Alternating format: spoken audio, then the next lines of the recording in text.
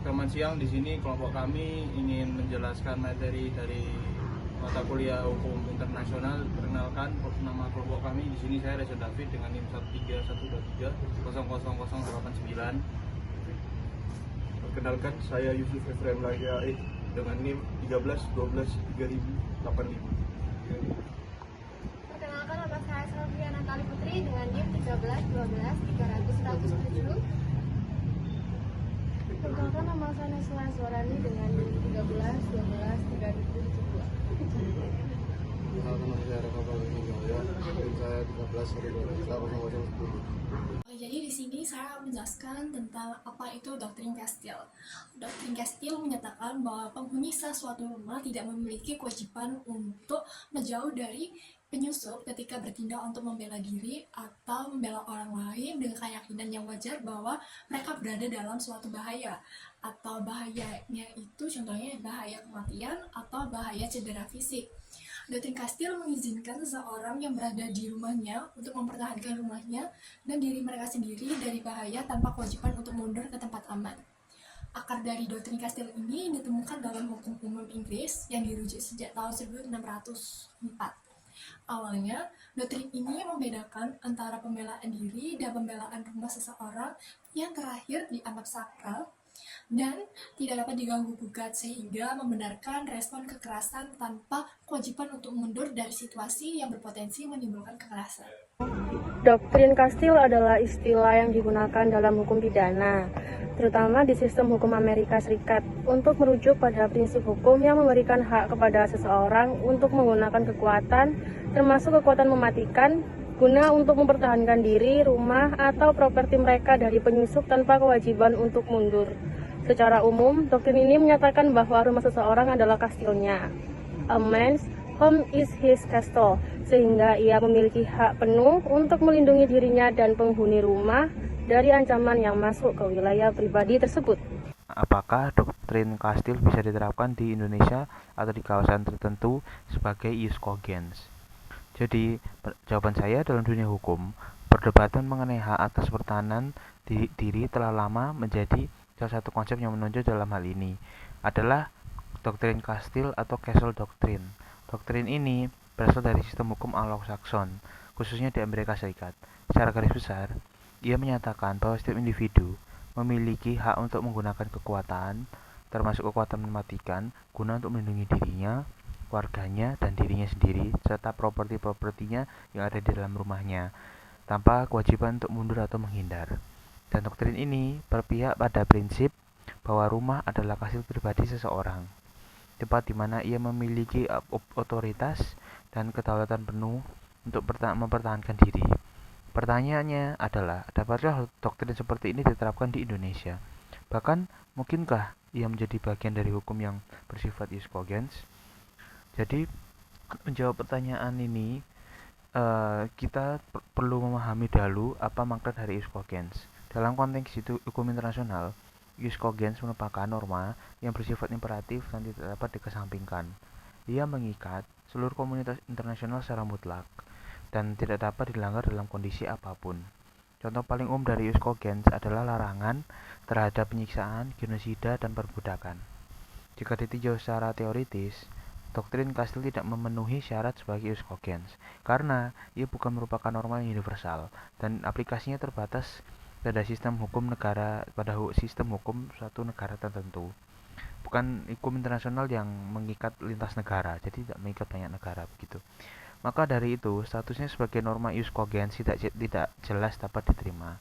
Namun dengan demikian, dalam konteks hukum nasional, terutama di Indonesia, gagasan mengenai pembelaan diri juga dikenal dan diakomodasi.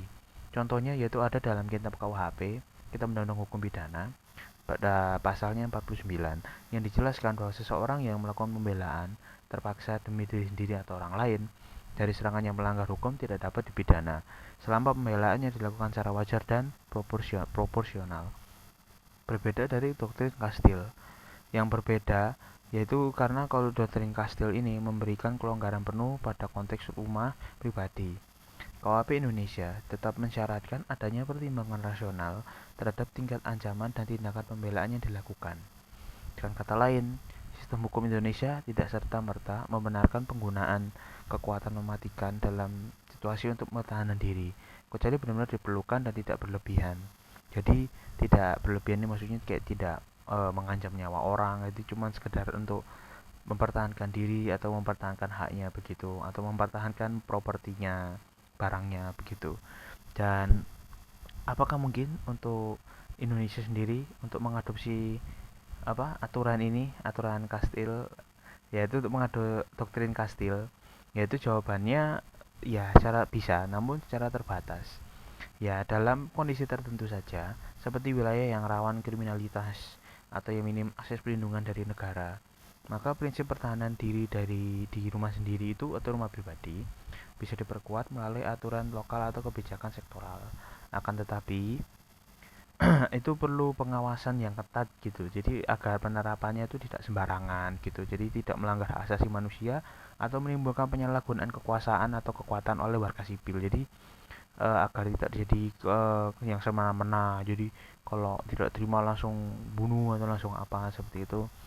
Jadi dapat saya kesimpulan dari pertanyaan nomor 2 ini, doktrin Kastil tidak dapat dijadikan sebagai norma ius cogens karena tidak memiliki cakupan yang universal dan tidak bersifat absolut dalam sistem hukum internasional. Namun, untuk negara Indonesia sendiri dapat mempelajari unsur-unsur dari doktrin ini untuk memperkuat perlindungan hukum terhadap warga negara dalam konteks tertentu. Jadi, dalam konteks tertentu ini maksudnya jika haknya dirampas atau dalam rumah pribadinya dia merasa terancam gitu oleh orang yang tidak dikenal gitu. Jadi masih memungkinkan begitu. Karena dengan adanya aturan ini untuk di Indonesia, namun meskipun secara terbatas, yaitu dengan tetap menjaga prinsip keadilan, proporsionalitas dan supremasi hukum. Jadi tetap ya kalau misalnya bisa, namun tidak bisa sembarangan karena untuk mencegah adanya itu tadi, untuk menegakkan prinsip keadilan, jadi mencegah ada yang melakukan kekuasaan atau tindakannya semena-mena. Apakah doktrin Kastil bisa diterapkan di negara seperti Indonesia atau kawasan-kawasan lain?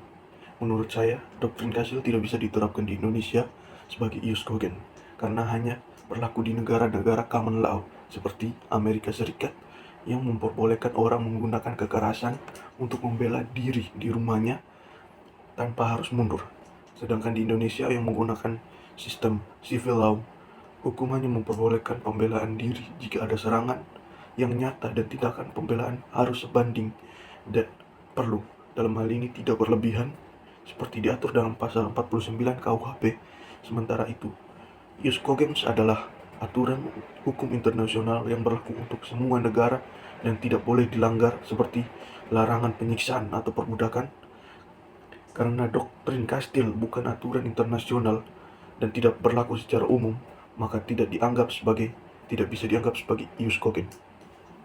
Apakah doktrin Kastil bisa ditetapkan di Indonesia atau di kawasan tertentu sebagai ius cogens?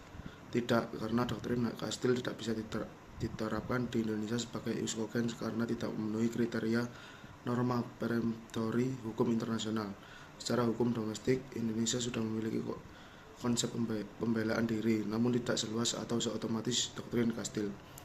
Penerapan di daerah tertentu juga tidak mungkin dilakukan karena terbatasnya kewenangan